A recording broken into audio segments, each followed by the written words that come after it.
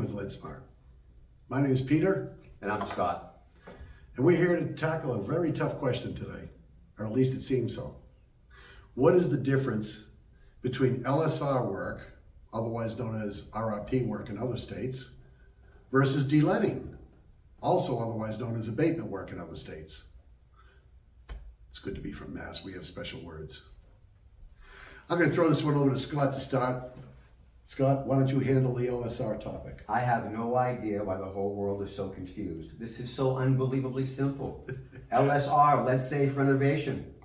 Pre-78, a renovation project done for purposes other than removing a lead hazard. That's it. Other than removing a lead hazard? Yeah, that's it. What do you think it is? I always thought, and it follows your description, I always told folks in class, it's intention, why you're doing the job. You see, what this is meant for is when you take a residential property and you want to beautify it, you want to modernize it, you want to repair it, maintain it, for the sole purpose of what I just said. Well, some of the work may disturb objects that have lead paint in it or lead coatings on them, like hardwood floors, etc. So those practices are going to be altered to contain the dust, as that's where the lead will be. So the ultimate purpose is when you have a beautiful, newly remodeled home, the workers did not get sick, and no one else moving back into that space are going to get sick from the work you did. That's the intention of it. It really is based on intention. Scott is really spot on the definition, but if this is the first time you heard that, especially if you're in my class, because you're saying, oh my God, 8 hours, I can't believe I'm doing this. Well, that's when we talk about this. So now you heard it. How about taking a pass at deleading? Just as simple. Oh boy. It's just as simple. On a deleading project, it's the sole intent of that project to remove the lead hazards. That's the only reason the deleader is there. Remove the lead hazards. Do they have to clean up too? Even more than the renovation level.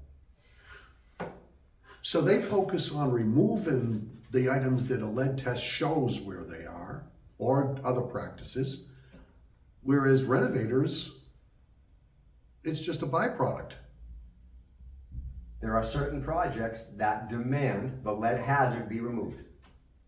Please tell. Well, in Massachusetts, if you're a landlord, listen, deleading revolves almost primarily around two things: rental property and kids under age 6, almost exclusively. We don't talk about tax credits today. That's a discussion for another day. So in Massachusetts, if you're a landlord and you want to rent your property to someone who's got kids under that magical age of 6, you've got to make that place lead safe.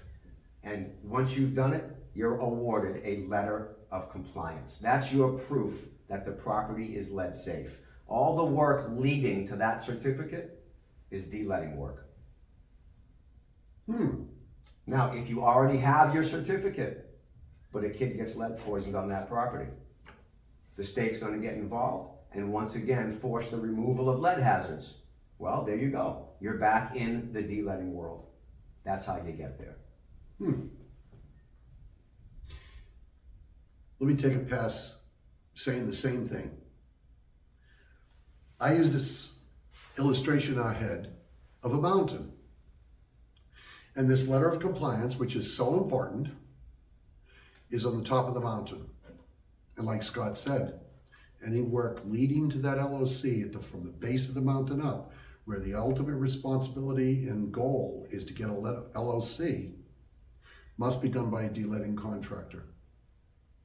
Once you have that LOC on that unit in your hands and they move out, or whatever, different people are living there now, any maintenance you do to keep this property up to safe conditions, like changing baseboards, changing a window, is renovation work, because you already have proven that it's lead safe, not lead free, lead safe for children to occupy. So basically, renovation is keeping it that way. How's that? I like it. Good, good. He's a real PIA if he doesn't like it. So, bottom line, how I really make friends with my students. In the first few minutes of the course, when I'm explaining this, and I tell them, look, there's another way of understanding what you're going to be today. You're going to go through 8 hours of understanding what to do, and you're going to be certified if you pass the test that you are a lead-safe renovator, contractor. Supervisor, my apologies. LSR-S. You know what that means? Before this law came out, there was only deleading work or nothing. Nothing is what you did yesterday. Now this is going to bring you up the level a little bit, understanding how to contain this hazardous material and not get people safe. That means, ready? You're better than nothing after today. What? You don't think that's a good title? It's pretty accurate. Well, I can see that I've angered enough of you, but hopefully you get a clearer picture, at least to start with. And without a doubt, there's other circumstances and details that are much too in-depth for us to cover carefully today. That's what we're for, to help you on specific sites. Folks, thanks for listening.